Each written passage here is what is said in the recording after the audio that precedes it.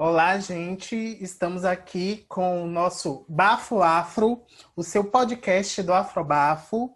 E hoje nós vamos conversar com uma convidada muito especial. O Afrobafo, que é um coletivo formado por jovens negros LGBT da periferia da Bahia, está com um projeto sobre afrociborgues no Instituto Moreira Salles, no programa Convida. E ela, a nossa convidada, foi uma das inspirações para que esse projeto se tornasse possível e viável através, né, de seus estudos.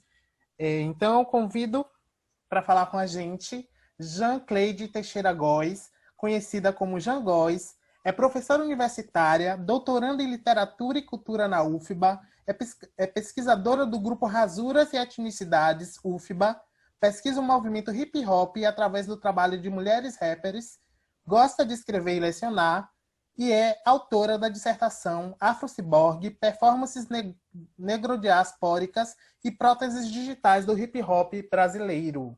Inclusive, essa dissertação que foi fonte de inspiração para esse nosso projeto desenvolvido no IMS Convida. Olá, Jean, tudo bom? Olá, boa tarde, tudo na paz, como estamos? Bem, muito melhor agora com sua presença. Então, já entrando, né, nesse clima da conversa, porque você quer falar sobre o Afrociborgue, o Afrobafo realizou recentemente uma interpretação estética do conceito de Afrociborgue, que foi desenvolvido em sua dissertação. Como você definiria o Afrociborgue atualmente, a sua visão mais atual sobre o Afrociborgue? Bem, quando eu começo a desenvolver a dissertação, lá em 2015, que vai ser publicada, defendida e publicada no repositório da UFBA em 2017, eu já estava muito envolvida com o estudo do movimento hip-hop, e desde a minha graduação eu pesquisava o movimento hip-hop e suas relações tecnológicas. Essa relação tecnológica já faz parte do movimento, da história do movimento hip-hop, né? A visão, por exemplo, do DJ, a visão do beatbox, que são elementos que compõem o movimento hip-hop, traz uma lógica de uma máquina, de um corpo-máquina em produção. O próprio b-boy também, ou a b-girl, que são os personagens que fazem o uso da dança, também fazem movimentos de uma lógica de maquinação. Então, essa minha análise dentro desse movimento hip-hop, a partir dessa relação tecnológica, fez com que eu começasse a perceber que a gente estava utilizando estratégias, né, diversas para uma autopromoção e autogestão do próprio movimento hip-hop nacional. Entretanto, eu fui me interessando principalmente pelas mulheres que estavam naquele momento produzindo, né, dentro do movimento hip-hop. Então, essa produção começou a me chamar a atenção porque ela começa a surgir dentro de um novo cenário de produção cultural, musical, artística do movimento hip-hop a partir da imersão nas redes sociais e nas mídias, né? Essas mídias que não são mais aquelas mídias como a televisão e tudo mais. Então, esse conceito ele surge nesse momento, a partir dessa análise, fazendo a contraposição, obviamente, com a relação máquina e corpo. E daí, óbvio, que veio toda uma base de estudos para poder mostrar isso para a gente. O movimento hip-hop, ele surge nos Estados Unidos, vem para São Paulo, depois de São Paulo ele dissemina-se em várias outras partes do Brasil. E quando o sujeito ele precisa produzir algo que está no campo do artístico, ele também necessita de algumas ferramentas ou instrumentos. No caso do movimento hip-hop, que é música, pensando aí no rap, né, especificamente, essa música ela precisava de máquinas. E é daí que eu começo a estudar a relação do sujeito negro com as máquinas, com a ideia de máquina. Então eu estudei o Dub Master jamaicano, que faz todo um uso de uma tecnologia física incorporada ao seu próprio exercício de dub.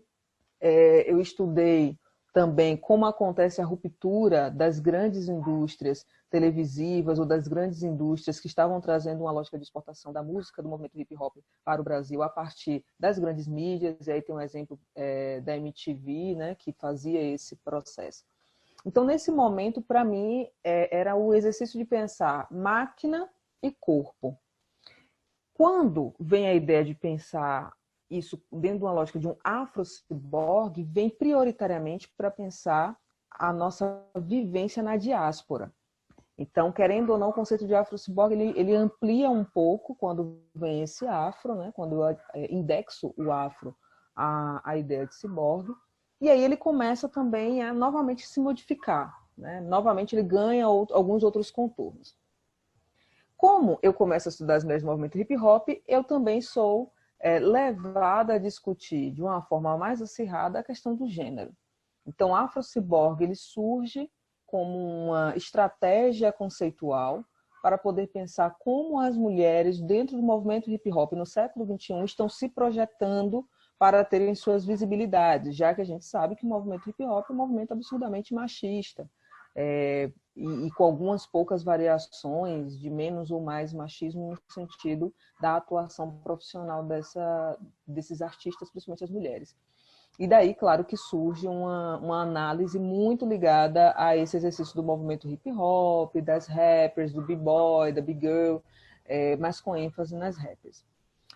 Hoje, a gente consegue trazer para perto do afro-ciborgue também uma leitura de gênero, que seria a leitura de gênero que no momento eu não fiz, mas eu amplio, né? Que é uma leitura de gênero que tensiona a lógica do gênero a partir do próprio corpo-máquina, que é a própria leitura da Donna Haraway na década de 70, quando ela escreve o Manifesto Ciborgue, ou então atualizado pelo Paul Preciado, quando vai falar sobre o manifesto, quando vai falar no Manifesto Contrasexual, a lógica dessa sistematização ciborgue, no sentido de um tensionamento do gênero, da sexualidade, da perspectiva sexual do corpo e do sujeito. Então, o afro-ciborgue hoje, ele consegue ser um conceito, né, uma palavra, um signo, que catalisa, faz um processo de catalisação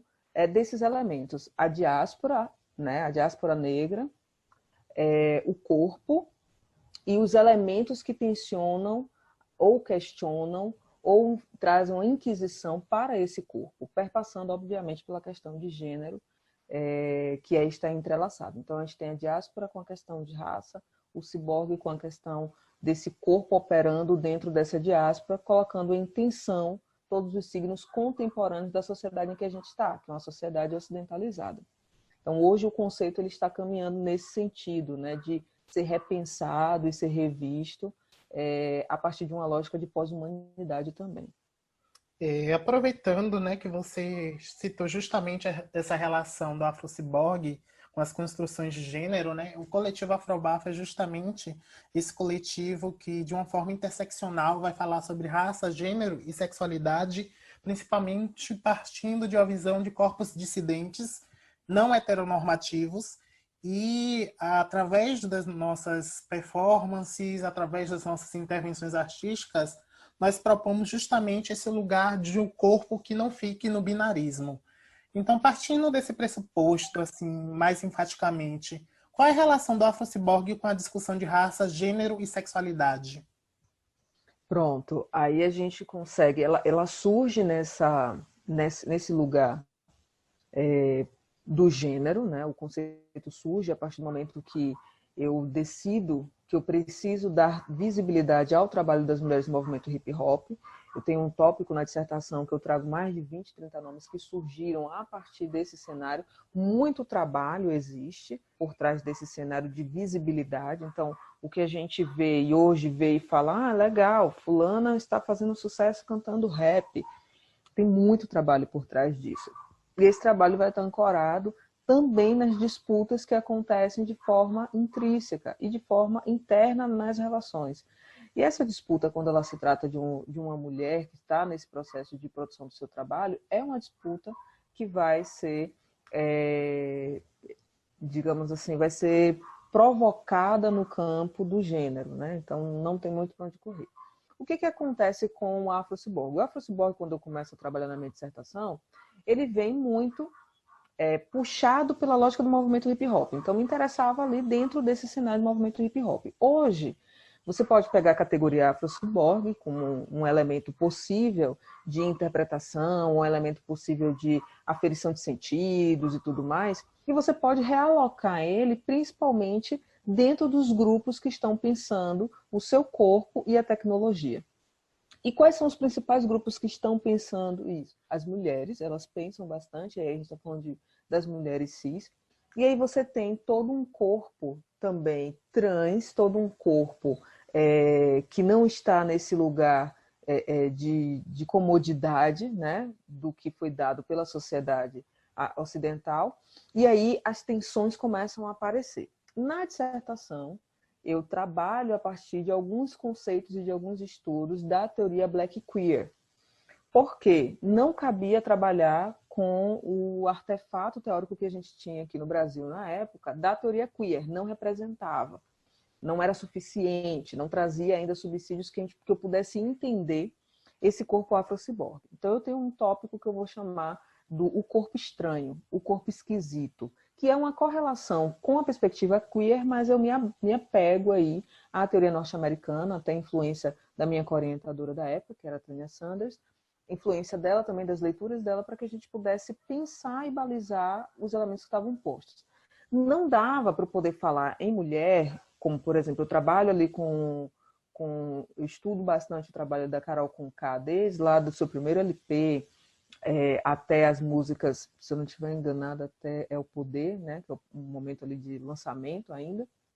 Então eu trabalho todo esse cenário, né? Não daria para trabalhar isso sem falar de gênero. Então, o Afro-Ciborgue, ele vai tensionar o gênero. Que corpo esquisito é esse que a gente está falando? Então a gente já está dizendo, nesse momento, que todo o debate, o questionamento sobre a categoria mulher está sendo colocada também em disputa. Só que no movimento hip hop ela acontece de uma forma curiosa. As mulheres do movimento hip hop estão ali se vestindo, performando com as calças largas e tudo mais, e a gente passa a ter um momento em que essas mulheres elas estão começando a definir uma estética que seja uma estética que as represente. Por incrível que pareça, essas estéticas vão levando para uma lógica do estranhamento, vai levando para a lógica do esquisito, né? E é aí que eu trago algumas questões para poder pensar esse sentido de esquisito. Na minha dissertação, eu não ainda estou pensando em outros sujeitos que não seja a mulher, e nesse caso a mulher cis. Hoje, na tese de doutorado, eu já tenho estudado esse conceito pensando mesmo nesse desmantelamento, né, o ciborgue ele desmantela qualquer pensamento, qualquer lógica meramente binarista. Qualquer lógica do mulher e você não questionar. Você questiona. O ciborgue é a lógica de uma máquina em que o apagamento desses lugares de gênero, ou o apagamento desse lugar, e aí se a gente for pensar numa narrativa futurista, no sentido ocidental, o ciborgue ele tenta apagar inclusive as concepções de raça. Só que o que acontece? Na tentativa de apagar a concepção de gênero, Donna Haraway ela vai se apegar a isso, vai mostrar na perspectiva feminista, e Preciado vai ser o sujeito que vai talvez trazer muito mais para o que interessa hoje, que é pensar o desmantelamento do conceito de gênero a partir de um corpo-máquina que não precisa desse conceito para existir ou para se afirmar. Então, quem sou eu? Né? A pergunta seria essa: quem sou eu enquanto afro-ciborgue? O meu corpo ele está em suspenso e as minhas perspectivas de definições externas também ficam em suspenso. Aquilo que a gente vai chamar de corpo esquisito ou corpo estranho, que a gente hoje já traz a partir de um lugar de valorização, está neste mesmo grau, digamos assim, ou nessa mesma correlação com esse corpo maquinário. Então eu vou olhar para o Alan e vou me questionar: quem é Alan? E eu não vou ter uma resposta direta e imediata. Dentro dessa lógica que eu estou querendo operar agora, desse conceito de afro-ciborgue. É um conceito que ele põe as coisas em suspenso e as respostas elas vêm talvez, em algum momento, quando esse discurso é acionado. Então, quando Alain acionar a resposta de quem ele é, eu talvez consiga trazer alguns pontos de fixações, porque a nossa língua, né, principalmente a língua portuguesa, ela é absurdamente ontológica. Então, ela vai exigir da gente respostas que estão ligadas a uma lógica do ser. Esse ser ocidental aí, ele é estraçalhado pela lógica ciborgue, porque máquina, ele não é um ser, ele não é natureza, entende? Então, se ele não é natureza, ele é o lugar da manipulação em formato de loop. O ciborgue permite o loop do corpo. Seu corpo está em loop, ele está em processo, ele está mudando, ele está ecoando, mas ele não simplesmente repete. E aí vem a lógica da gente poder pensar tudo isso a partir de um pensamento cibernético afrodiaspórico também. Então, a gente tem alguns estudos da cibernética negra que vai mostrar que a perspectiva fractal, por exemplo, que está localizada em alguns países africanos, é uma perspectiva possível para a gente entender que esse loop que eu estou falando, ele não é uma repetição igual, mas ele é uma repetição infinita e finita, numa correlação de o meu corpo está em suspenso, o meu conceito de gênero está em suspenso, o meu conceito da minha constituição racial também fica suspenso. Não fica apagado, tá? É colocar em suspenso. É colocar naquele ponto onde você tem que respirar antes de questionar, antes de definir e antes de encerrar uma situação, tá? Então, acredito que hoje esse conceito ele se interlaça aí nessa questão da raça e do gênero prioritariamente, e no campo da sexualidade ele fica. Eu acho que o campo da sexualidade já estava trazendo para a gente várias suspensões. Quando eu trago esse conceito, eu posso pensar que essa suspensão ela está interligada com raça e gênero, né? Então, a sexualidade ela já é muito mais móvel, digamos assim. Né? Ela já estava passando por um processo de mobilidade dentro dos debates que a gente tem vivido hoje. Mas o gênero ainda era o ponto de fixação, porque o gênero precisa ser. E aí o ciborgue, ele rompe isso, ele impulsiona para que seja rompido isso. E o nosso corpo estranho e esquisito já estava rompendo isso. Já está o tempo inteiro provocando essas rupturas. É massivo? Todo mundo está passando por isso? Todo mundo pode se chamar de afrociborgue? Não, isso aí é uma questão de desenvolvimento da cultura, da sociedade, de como cada pessoa está se entendendo, de como cada pessoa vai assumir sua perspectiva estética. Então, não é algo também que a gente está dizendo que está sendo fundado. Não, não está sendo fundado. O afrociborgue é só uma lente de leitura para a sociedade que a gente vive hoje, onde a gente vê essas mobilizações todas acontecendo. Perfeito. Inclusive, um dos questionamentos, né, que nos fizeram bastante após a nossa interpretação sobre a afrociborgue seria a relação do afrociborgue com as narrativas do afrofuturismo, né? O afrofuturismo tem sido discutido bastante, principalmente nas últimas semanas, depois que a Beyoncé lançou Black King. E aí voltaram mesmo esses questionamentos, essas indagações sobre o afrofuturismo e se o afrociborgue se encaixaria nessas narrativas. Pronto, a gente tem uma leitura de afrofuturismo. Existem algumas leituras, eu acho que afrofuturismo é um conceito, na verdade, vai ser muito explorado ainda, principalmente pelo atual momento que a gente vive. Por quê? O mercado ocidental, neoliberal, né, econômico, ele está de olho no que a gente chama de futuro, né, ocidentalmente falando. O afrofuturismo, ele pode e ele tem a obrigação de fazer uma leitura que envolva a lógica da ancestralidade também, e aí puxando principalmente para os conceitos de Eduardo Oliveira e tudo mais. Então, quando você vai pensar no afrofuturismo, a gente tem um campo gigantesco, estético, de exploração. A gente pode definir aqui que existe uma linha. Então, quando é que surge esse conceito? Esse conceito surgiu por um sujeito branco norte-americano que vai olhar na década de 90, que vai olhar o trabalho que foi realizado por Sun Ra na década de 50 e vai dizer que aquilo era uma perspectiva afrofuturista porque o Sun Ra estava trazendo elementos na sua produção de jazz, né? Ele era um jazzista, estava trazendo na sua produção de jazz elementos que demarcavam uma lógica de um lugar que não existisse.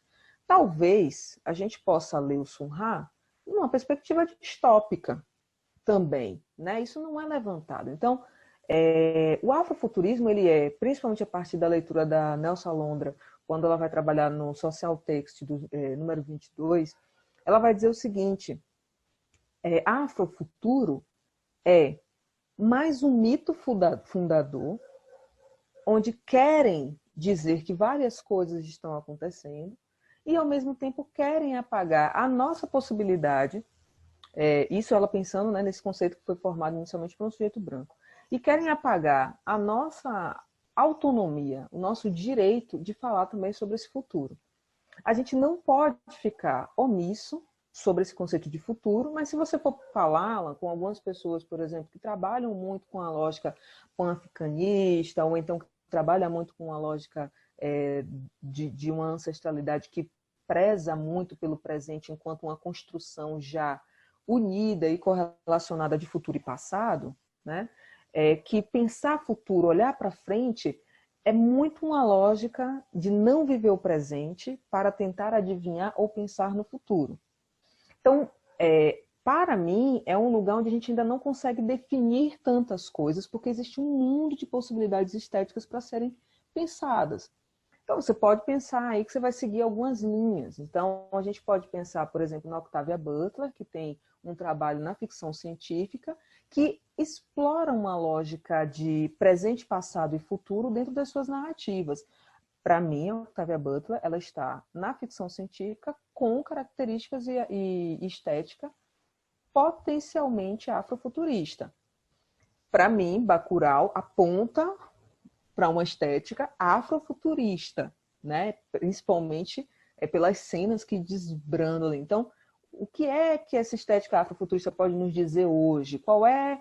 Eu acho que a gente não, se a gente pensar em raiz, a gente vai cair numa raiz que não é nada afro, tá? Se a gente for pensar nessa lógica de raiz e tudo mais, a gente não vai cair nela. A gente vai acabar, enfim, eu acho que merece um debate só sobre afrofuturismo para a gente entender. O que eu quero dizer é o seguinte: eu sou a favor da gente se alimentar de perspectivas estéticas e utilizar o conceito de afrofuturismo como uma demarcação do sujeito negro na produção contemporânea, da qual a gente quer chamar de afrofuturista.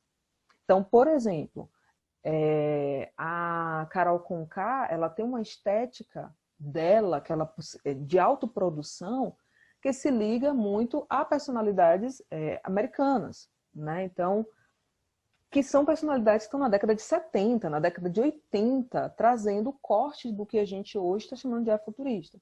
Hoje, talvez a perspectiva de afrofuturo, que seja muito abraçada, e esteja lá com Janelle Monáe, por exemplo. Ela tem um clipe incrível, onde tudo é rosa, onde os carros voam e tudo mais. Então, há uma hibridização no afrofuturismo para mim, mas também há muito da distopia. Eu acho que nós vivemos uma lógica dentro de uma cultura afrodiaspórica de sempre pensar a nossa ancestralidade numa lógica que é muito perpassada pela distopia. Então, eu lembro que eu comentei uma foto do Afrobafo onde tem várias pessoas nuas numa areia que é uma areia de praia. Você não consegue identificar que praia é aquela. Você não consegue identificar quem são as pessoas que estão naquela areia, mas você consegue identificar uma perspectiva de distopia, de deslocalização, que, ao mesmo tempo, pode ser uma lógica de futuro, entende? Então, essa ideia de afrofuturo, ela vai se correlacionar com a afrociborgue se a gente for pensar no campo das artes tranquilamente. Inclusive, eu trago isso também na minha dissertação, né? Ela aparece numa lógica, para mim, muito da exploração estética dos elementos dos quais nós consideramos fazer parte da nossa trajetória. Mas, para mim, fica muito claro que afrofuturismo, considerando uma lógica afrodiaspórica, principalmente brasileira, ela não pensa só em futuro. Ela é o Sankofa, né? Ela é Exu jogando a pedra no presente, jogando a pedra no futuro para cair no presente.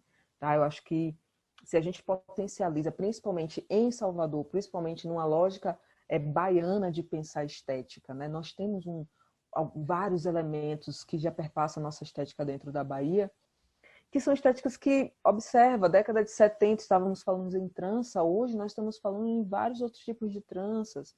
Então, é um elemento de renovação, mas que perpassa pelo senso estético, né? Perpassa pela sensibilidade visual, perpassa pelo que o Alan coloca, destaca enquanto estética do afrobafo, e aquilo me toca profundamente e eu não sei explicar sobre aquilo. Não é um que eu não saiba explicar no sentido dos elementos que você colocou esteticamente, mas eu não sei explicar porque eu tive tanta proximidade afetiva com aquilo, para além da minha explicação lógica, racional, dos elementos da arte, dos elementos da teoria queer, para além de toda essa teorização, eu acredito que o afrofuturismo ele pode nos ajudar a entender o nosso perfil estético deste momento que a gente está vivendo hoje, que é um momento absurdamente tecnologizado, e é como você falou, são narrativas. Então as narrativas são construções que elas vão acontecendo, né? Não são construções ponderadas. Hoje eu posso chamar afrobafo de afrofuturo, sem dúvidas, se eu vou falar sobre uma lógica estética, assim, agora de qual afrofuturo eu vou desenhar, desenvolver, demarcar, aí vai depender de quais aspectos eu esteja me apegando. Se eu estiver dentro de uma lógica afrodiaspórica, ancestral, esse afrofuturo ele vai ser um mundo de entrelaçamentos ligado a passado, presente e futuro. O nosso corpo afrodiaspórico não dá para negar esses tempos, não dá para a gente pensar que futuro é frente, não é, né? Não deve ser, pelo menos. Se a gente estiver lendo apenas futuro como frente, a gente está esquecendo a rota afrodiaspórica que a gente, até onde a gente chegou, até o aqui, até o agora. Perfeito. Inclusive, em 2016, o Afrobafo estava discutindo a sua visão, né, estética sobre o que era afrofuturismo. Eu lembro que éramos um dos poucos que estava explorando, né, essa discussão do afrofuturismo. Eu lembro que a gente se inspirou bastante no disco de Ellen Oléria, que chama também Afrofuturismo, e Afrofuturista, perdão. E eu acho importante fazer essas demarcações realmente que são narrativas, né? Não colocar em uma caixinha só, como geralmente são feitas, né? Com as produções de pessoas negras, de colocarem todas numa mesma caixinha, como se todas fossem iguais ou cumprissem o mesmo objetivo. E pegando esse gancho, aproveitando que você já estava citando, né, a relação do Afrobafo com o afrofuturismo, eu queria te perguntar, o Afrobafo é um coletivo de afrociborgues? Se sim, por quê? Aí é o desafio, né? Eu considero sim, porque inclusive na minha dissertação eu cito vocês, né? Com a grafia não adequada, mas eu cito, né? Só tem vocês com H ou sem H, o Afrobafo é o mesmo.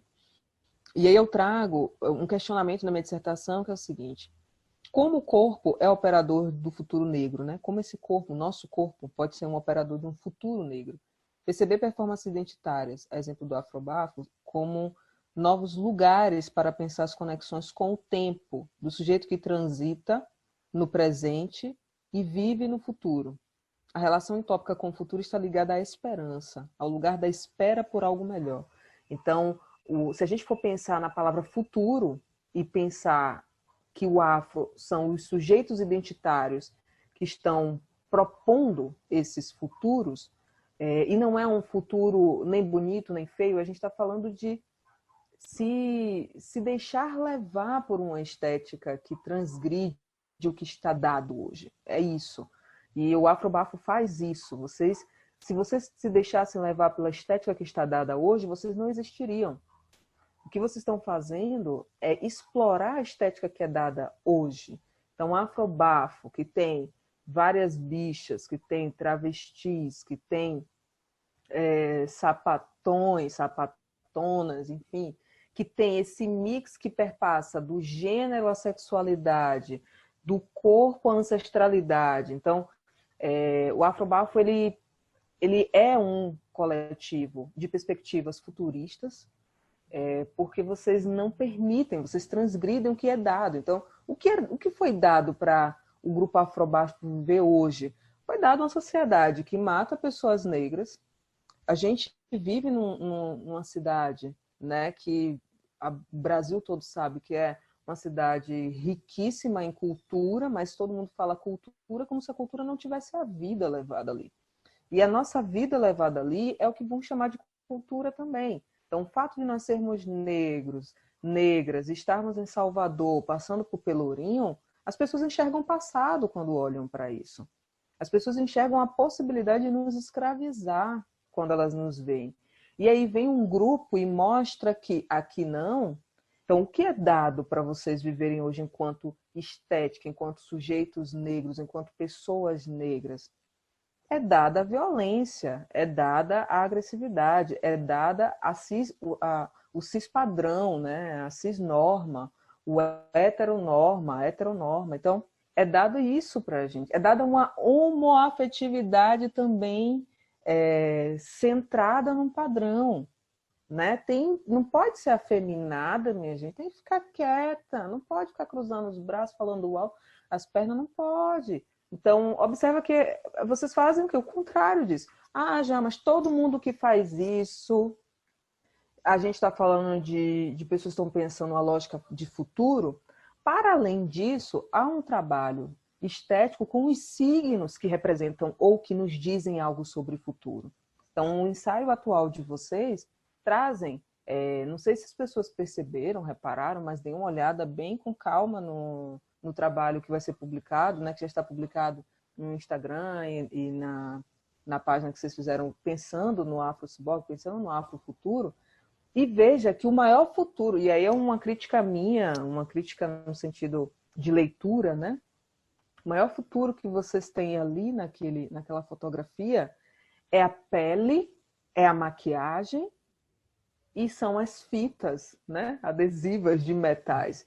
A parte que é a montagem, né, é uma parte do trabalho também de uma hibridização com esse elemento visual gráfico, extremamente válido. Agora, se não tivesse isso e vocês tivessem com papel alumínio, com fita adesiva e com as maquiagens, os traços de maquiagens que vocês trazem e impulsiona a sair da caixinha que é dada. Né? Então, é sim um coletivo de afrociborgues que colocam o gênero em suspenso, que coloca a sexualidade em suspenso, que coloca as normas em suspenso e produz um lugar artístico de existência, que é esse lugar que nós estamos falando de esperança, é o lugar que nós queremos, ou não é?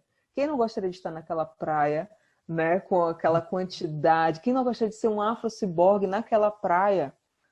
Aquilo ali parecia quase uma analogia, viu? Aquelas revistinhas Testemunho de Jeová do paraíso.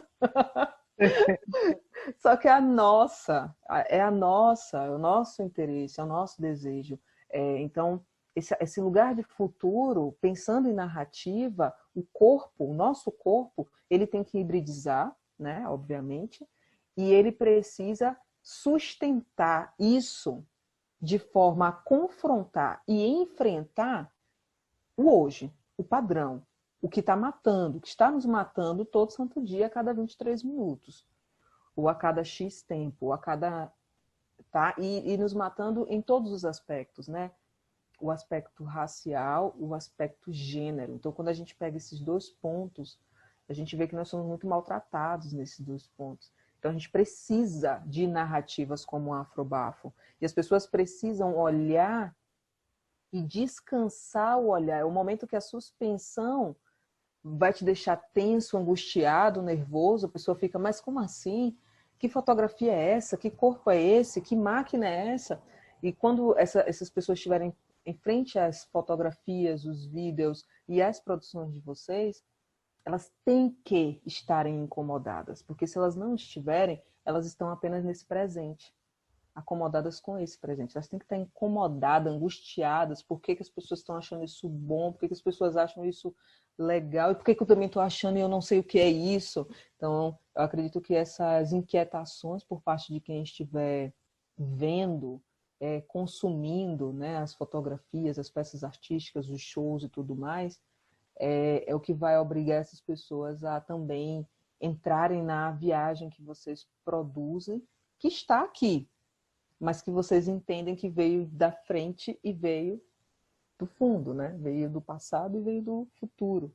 E está sendo produzido. Só que essa produção que vocês estão fazendo hoje é a mesma produção que será feita no futuro, com as suas novas leituras, com as suas novas perspectivas. Então, é isso, vocês narram o futuro a partir da pele, do corpo, do exercício estético que vocês fazem, com cada projeto, com cada peça, com cada clipe, com cada coreografia. E isso é genial, né? Eu acho que é daí que a gente tem que enxergar o sentido dessa produção e o sentido dessa invasão que o nosso corpo negro, o nosso corpo abinário, não binário, né? O ciborgue provoca a gente ser abinário, provoca a gente não querer um padrão ou querer a categoria homem e mulher. Essa categoria eu acho que cada vez mais ela vai ser estraçalhada, e ela deve ser estraçalhada, porque se a gente não estraçalhar essas duas categorias,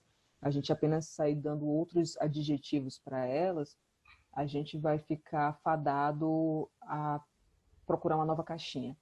E aí eu acho que deixar em suspenso é uma das coisas mais geniais para a operação do trabalho que vocês fazem, mas também da existência de milhares e milhares de outros corpos que, ao ver o trabalho de vocês, se sentem vivos, vivas, se sentem produzindo, se sentem representados no seu próprio cotidiano, né? No dia a dia, no oi, no tchau, no como vou me vestir, na maquiagem levinha que eu vou colocar no rosto, porque eu sou lido como um homem, mas eu vi aquilo, eu achei legal, eu quero tentar, eu quero fazer. Então, essas provocações da gente explorar no nosso próprio corpo, enquanto local de exercício estético, enquanto local de exercício diaspórico, principalmente, eu acredito que isso é um novo momento, né? Eu acredito que é um novo momento que já estava sendo inaugurado aí desde os anos 50 do século passado, mas que agora ganha holofote por conta da possibilidade da projeção, isso, nas redes sociais e no acesso de muitas e muitas pessoas também à produção, que antes seria colocada em escanteio e deveria esperar a TV passar, ou o rádio falar, ou ter no cinema. Hoje a gente não precisa mais disso. E isso faz com que a nossa comunidade também cresça, questione e se entenda e se junte a gente para fazer novas narrativas. Acho que é isso que vocês fazem, né? Então, vocês põem em suspenso, vocês fazem coisa demais, na verdade. Vocês põem tudo isso em suspenso e quando tudo isso está suspenso, vocês narram. E quando vocês narram, vocês escolhem narrar a partir de um lugar que não é só presente. É também futuro e passado. Acho que é isso. Perfeito, perfeito. Nosso Bafo Afro, né, podcast está se encerrando. Queria agradecer muito a participação de Jean Góes. Muito obrigado por esse bate-papo. Queria que você deixasse uma última mensagem em torno desses assuntos que a gente abordou aqui e agradecer demais pela inspiração, pela sua produção e pelas palavras, né, que foram incríveis. Muito obrigada pelo convite.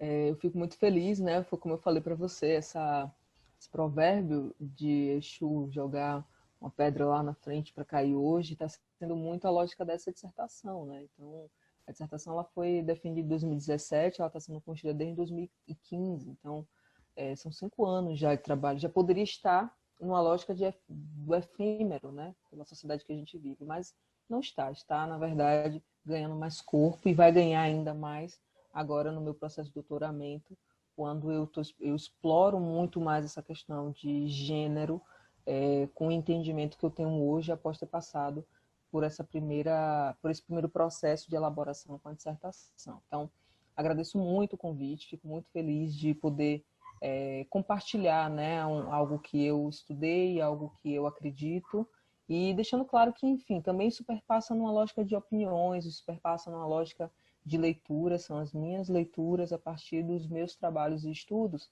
que eu gostaria de compartilhar e, obviamente, aberta, né, a novas inquietações e nada também aqui é definitivo e nem encerrado. Só deixar claro que nosso tempo aqui foi curto para a gente poder trazer as elaborações que foram feitas na dissertação, mas tudo se encontra na dissertação, está publicada, está online, e também tudo isso também pode ser questionável a partir de outras visões que ganhem, né, seus sentidos e suas evidências.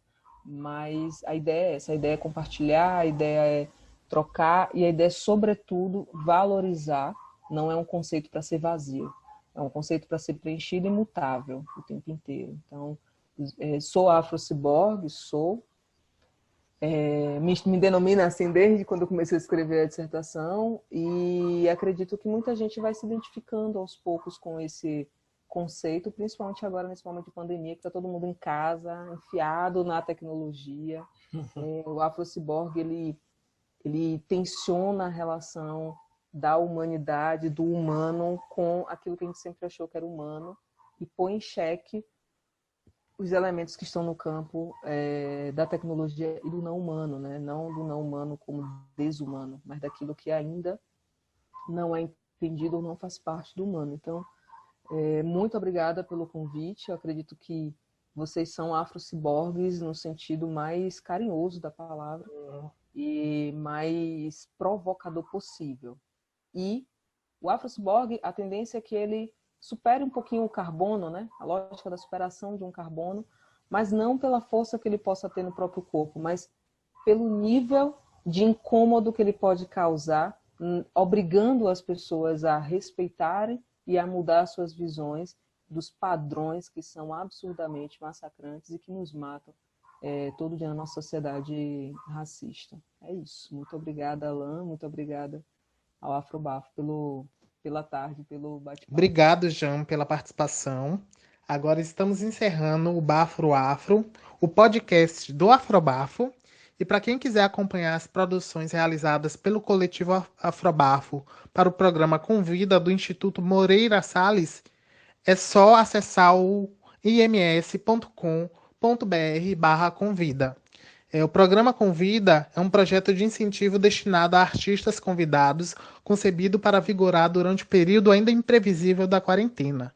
Os mais de 120 criadores atuam nas áreas de programação e acervos do IMS: fotografia, cinema, música, literatura, artes visuais e desenho gráfico.